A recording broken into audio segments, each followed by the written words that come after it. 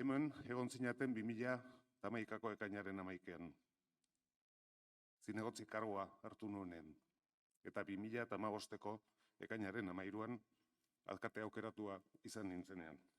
Gaur, nirekin zaudetela sentitzen dut. Eta azkenik, eskerrak nire familiari.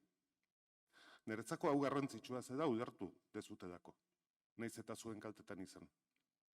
Zuen laguntzari gabe, ez zen posible izango.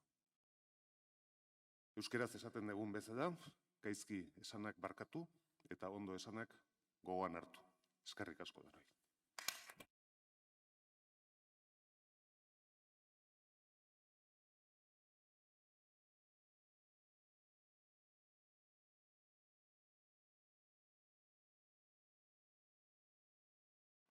Bozkatu egin behar da. Eta orain, zer gertatzen da ez ateratzen badin bada. Bueno, aldeko botuak, eskerrik asko, amaitu da plenoa.